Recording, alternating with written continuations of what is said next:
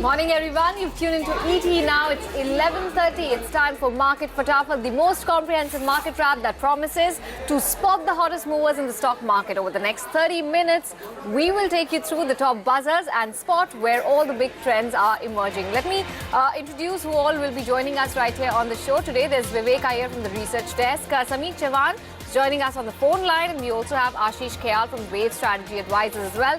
Hi gentlemen, and thank you so much for coming on board. Let's start with then the stock, rather the back of stocks which are in focus, and I'm talking about the OMCs today. The likes of ONGC, BPCL, IOC. In fact, ONGC may not be an OMC, but yes, from the oil and gas pack, definitely. These are some stocks which are cracking away in trade. Look at that, BPCL down 2.5%, and a similar downtick seen in the rest two names as well. The shares are down post the imposition of special additional excise duty on petrol as well as diesel. The budget, do remember, which came out on Friday, says and proposes the additional excise duty of 1 litre and road cess of 1 litre on both petrol as well as diesel, and definitely this doesn't augur well for the OMCs, and that's exactly why they continue to tank. Of course, on Friday we saw a very sharp crack as well, and that downfall continues to take place even today. Additional fuel excise duty is something that's sinking the OMCs. Moving on to stock number 2, Ashish, Bank of India. In fact, the entire PSU banking universe is under tremendous pressure today. But tell us, what's the view on Bank of India? The entire sector is under pressure, and Bank of India has shown a very big red candle in today's session, which has taken out probably 4 or 5 candle lows. That indicates that the pressure is building on the downside. It's best to be on the short side in this stock, keeping a stop loss of 89.60 and expecting a target of 82.65. All right, that's Bank of India. Look at the kind of spiraling down the stock has witnessed even intraday. Right now, it's lost almost 8%. And let's keep it with the PSU banks universe. And PNB is the stock as well to track. Vivek, tell us what's been the update here? Well, most of the PSU banks are falling, but for PNB, it's a double whammy. What has actually happened is that the company has gone ahead and declared that it has unearthed another fraud and another systemic issue within its system. What has actually happened is that the company has discovered a fraud of almost 3,800 crore rupees, and this is from the account of Bhushan Power and Steel. In fact, PNB has gone ahead and reported this to the RBI, where they've actually said that Bhushan Power and Steel has misappropriated bank funds, manipulated books of accounts, and also they've gone ahead and raised excess funds from the consortium lender banks. On the back of that, PNB, going to suffer the second consecutive fraud that it has gone ahead and reported to the exchanges, which is why I look at the stock today down over 10%. That's right. PNB is one of the sorest losers among the PSB universe. But let's move right on to another basket, another sector which is tanking in trade, and I'm talking about realty space. Sameek, tell us what's your verdict on DLF? See, clearly, recently we saw some kind of outperformance from the entire realty space, and DLF, if you see the last couple of fixed price action, the stock gave a gradual move from the levels of 170. However, 195, 200, which was the previous swing highs also, so it acted as a very strong resistance. And since last couple of days, along with the broader market, we are witnessing massive profit booking in this entire space. It has slipped below its important support level of 183. So avoid longs for a time being. So avoiding the stock for the time being is the word coming in on DLF. The stock is down 3.5%. Another stock from the Nifty 50 index is Maruti, which is also tanking more than 3% in trade. For a heavyweight as Maruti, cracking by 3% is definitely a big deal. Why that's happening?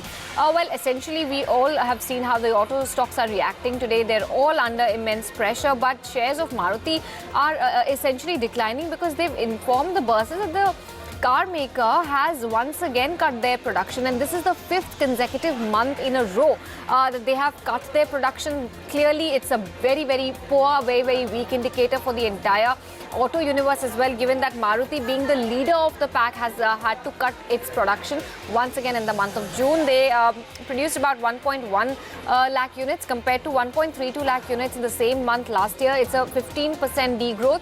So that's something that's keeping Maruti in the limelight and pulling the stock lower in trade. Moving on to a stock which is, for a change, not losing out right now, is Dr. Lal Path Labs. Ashish, how are you reading into the chart pattern? Yeah, it's actually Dr. Lala is bucking the trend. It's managing to show a positive reversal from the key support of 1040. So we can expect it to probably move higher given the fact that market should stabilize. So systematic sell-off can put some pressure, but overall outlook is positive for Dr. Lal, and we can expect it to move towards the target of 1180. Stop loss can be maintained at around 1090 level. That's right, and Dr. Lal Path Labs is bucking the trend, bucking the overarching weakness that we're witnessing in the markets right now. It's sailing away to glory, up 4%. Meanwhile, once again, shifting our focus to the PSU banking universe, Vivek, Canara Bank, another stock losing out big time. Well, that's right. So in the run-up to the budget, a lot of these stocks, especially the PSU banking space, saw a very, very sharp rally on the back of the fact that they were all expecting significant recapitalization from the government. While the recapitalization has come in, it has marginally disappointed the street. The street was anticipating, recapitalization in the range of 70,000 crore to 1 lakh crore. The government has given a recapitalization somewhere towards the lower end of the analyst expectations. So clearly, what the street is doing at this point of time, it's clearly seeing booking profits, as well as you're seeing some amount of fresh selling on the back of the fact that the amount of recapitalization hasn't really met the street expectation. Yep, definitely the PSU banks are taking a breather after that fabulous move up on Friday's session. So let's see how the day plays out right now. Definitely looking very weak. Another stock which is crumbling in trade is Overall Realty. Samit, tell us, how are you reading into it?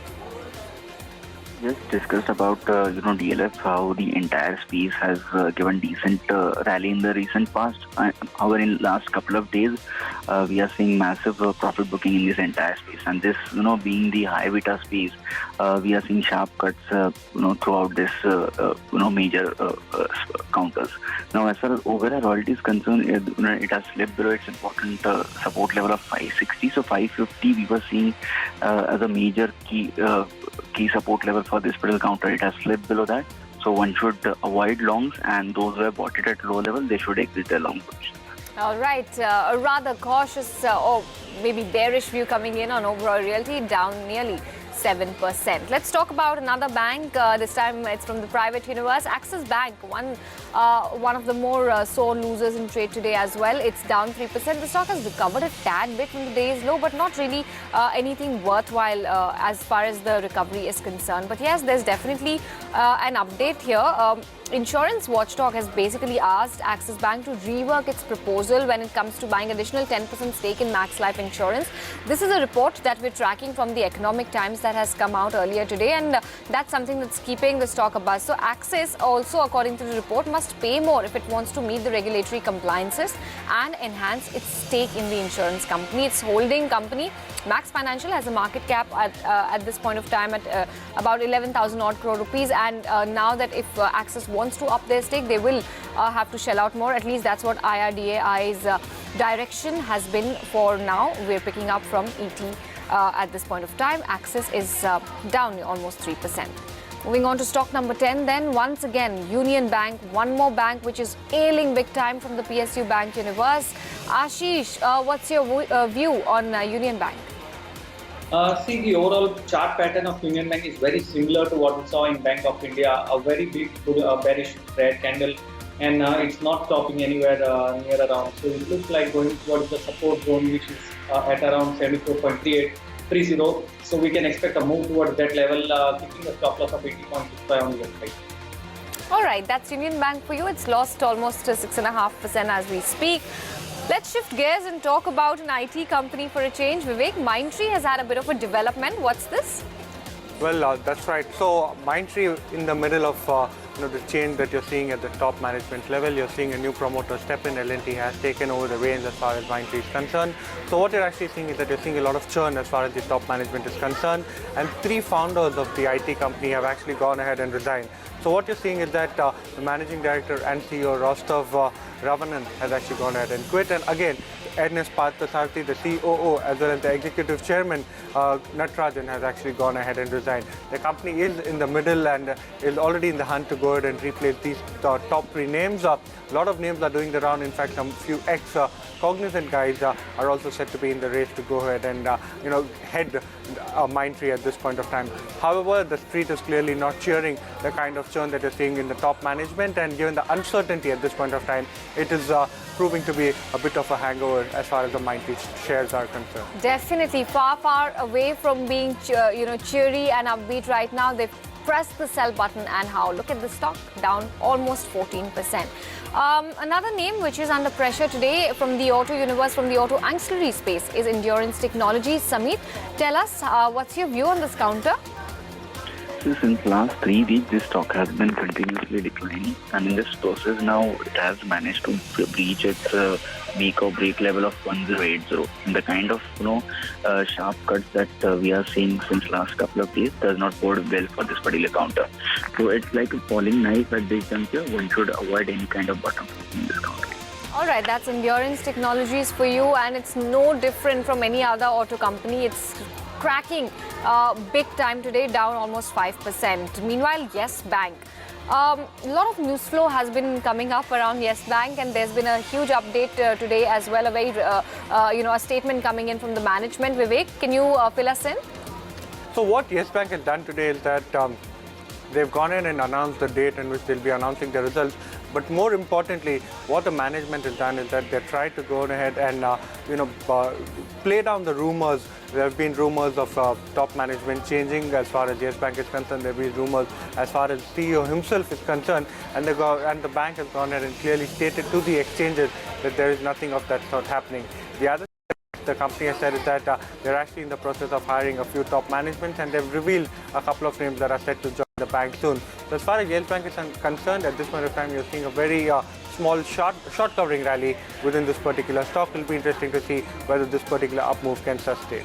Yeah, at least, the fact is that it's once again been able to reclaim that 90 rupees level, because everybody on the street was very worried, across groups, across, traders as well, about how it has breached on the downside the level of 90 rupees as well.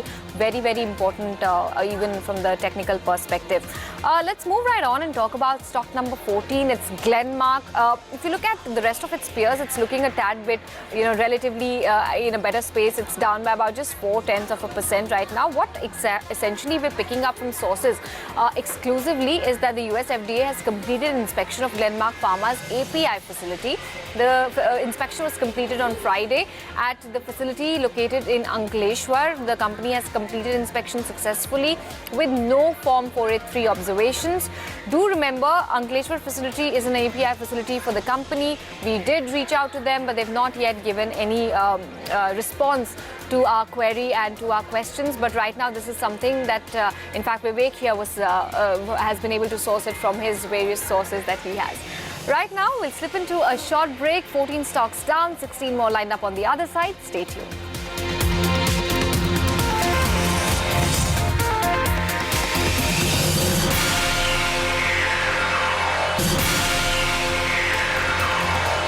You're still watching Market Fatafat's first edition right here on ET Now. Let's get on board then with the remaining of our stocks to watch out for. We're on stock number 15, and like most of the OEMs, Hero Moto is in fact leading the pack when it comes to today's downfall. Vivek, update us on this front.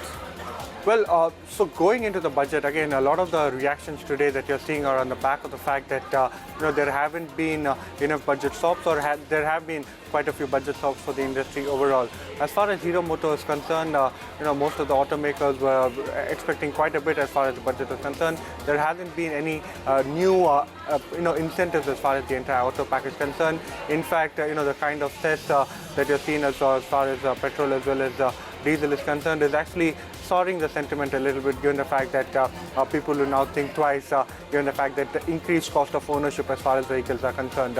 However, Hero Motors seems to be taking it quite a bit on the chin, given the fact that Monsoon 2 has been quite weak, rural demand has been extremely pessimistic, and commentary from most of the managements too has been very, very weak.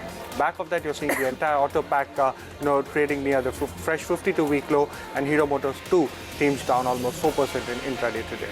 That's right, sulking big time. But moving on to another stock that's down and dusted in trade is Titan. Do remember that the customs duty on gold as well as precious metals was raised to 12% from 12.5% rather from 10%. And on back of that, we've seen brokerage reactions also come by. They do believe that this move was quite unexpected because the jewelry industry was actually pitching for lower duty rates. The 2.5% hike in import duty gets passed on to customers as part of the gold price hike. So on back of that, we don't know how the demand really will play out, given that the prices will be trickled down to the customer end, and how they react to this. The move definitely helps Titan from a realization perspective, says JP Morgan. Higher gold prices tend to affect volume offtake adversely. And JP Morgan also says that the higher import duty may incentivize illegal gold imports as well into the country, which is again a bit of a negative when it comes to players, organized players like Titan, and that's perhaps the reason why it continues to sulk in trade, down almost 2%. Moving on to stock number 17, L&T Technology. Ashish, what's your view? The L&T Technology has broken below the important support of around 1550 levels. There is a possibility the stock can now move towards 1540 on the downside. So one can use the stop loss of 1571 and expect a move towards 1540 to 1541 levels. Okay, that's L&T Technology for you, and Ashish suggests selling the stock at the current market price. 1624 is where it's perched at, down almost 4.5%. Stock number 19, Samit Motherson, another name from the auto universe. Today, I think it's all about PSU banks and autos mainly. But tell us, how are you reading into the chart pattern?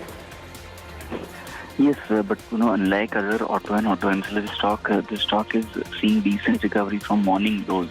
If we look at it from a slightly broader perspective, the stock is clearly forming a base around its multi-year support lows of 115. So this is more of a consolidation phase, and within this consolidation, we expect this range-bound action to continue. On the higher side, 127 is the level to watch out for, and low side 115 to 112 seems to be a cluster of support for this count.